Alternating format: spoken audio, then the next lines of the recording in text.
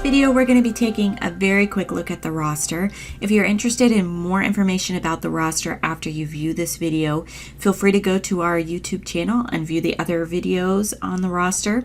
If you're interested in knowing about future videos that are posted, subscribe to our channel with the little subscribe button below the video and click the bell right next to the subscribe button, and that will allow you to receive notification via email or text message, whichever you prefer, whenever we post a new video.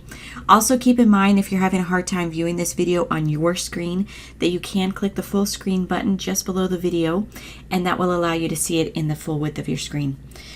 Alright, so taking a quick look at the roster, we have an actual real-time view of the roster. This is available from any device. That's the desktop, tablets, iPads, iPhones. And this real-time view is going to only show who's currently on duty. So if they work this morning, they work this afternoon, but they're not currently working, they won't show in this list. Also, if they are on the roster, but they're only on for leave time, so personal time, then they're not going to show on this view. You'd actually have to look at the roster itself. This is only a live view of who's currently working. You can also see that the assignment is posted there, and that's this assignment column. And we also have certifications available in this view. You can have that certification defined in their employee record, and it will show up in the roster. All right, so I'm going to take a look at the roster. On the roster view, this is actually managed through the activity tracker. I've already created it. Again, if you're interested in seeing how this is created and built, then you can view that in another video on our YouTube channel. I just filled in some items here just to draw our attention to those. The first item I want to show you is the officer in charge. That can get marked, and that actually shows as bold on that on-duty view, so you can see that from the main menu. Also in this view, we can track their classification, and we can track their duration hours. So whenever we have a time start, time end, the system will give you the automatic calculated time period. But if someone is getting called in for any reason and they get a minimum pay, but they weren't actually there for that full period of time, then you can change that duration hours to be a manual value instead of a calculated value. So a good example of that is these last two rows. These guys were actually brought in through an emergency response. So if we were to click on his name, we can see we've recorded the tracking number and the activity ID number there.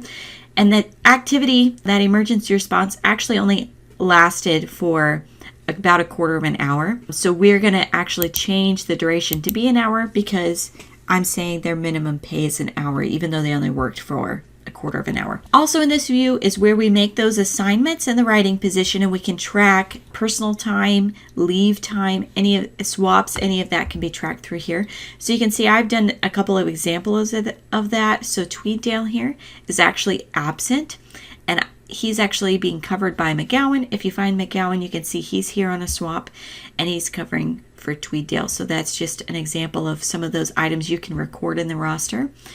There is a shift note available here, so you can actually place any important information there that you need to go out for the shift. So if you have an officer meeting today, if there's some kind of in-group training you wanted to be posted there, that's all available there. And that shift note can actually get posted into the station news for the day. So if we were to look at that station news, then we can see that available. The broadcast button from the roster will allow you to broadcast this out to everyone who's working today, or you can send it out to your dispatcher. You could also broadcast it to Whiteboard as well if you're interested in that.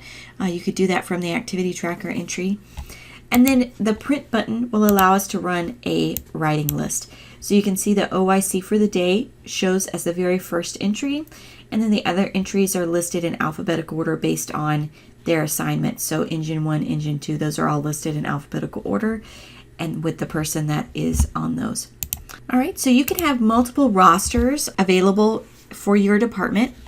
You can see we've been looking at the on duty, but we could actually have multiple different types of rosters, and you can keep up with these rosters concurrently, so it doesn't matter the times on them.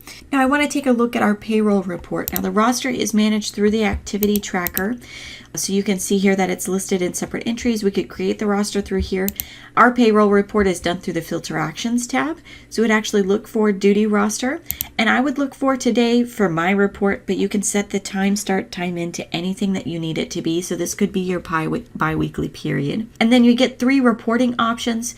I'm going to choose by classification. You can choose any of those 3 reports. You'll get the same records. They're always going to be sorted by person, and then they'll be sorted and subtotaled by whichever report you chose. So I chose classification, so it's going to show scheduled first, and then it will give the rest of that information. If you choose excused, it'll have the excused reason first. So that's if you're looking for those that have had time off specifically. And then there's also the called in reason report. Now, when I say payroll report, we're not giving you money. We're just giving you hours. Money is going to come in the future. For now, it's just going to give you a subtotal of hours, so that will have to be placed in with actual pay rates for a full payroll report. But we are giving you total hours here. At the very end of the report, we give you the grand totals in hours and also in the sick, vacation, and personal time. This has been a very quick overview of the roster.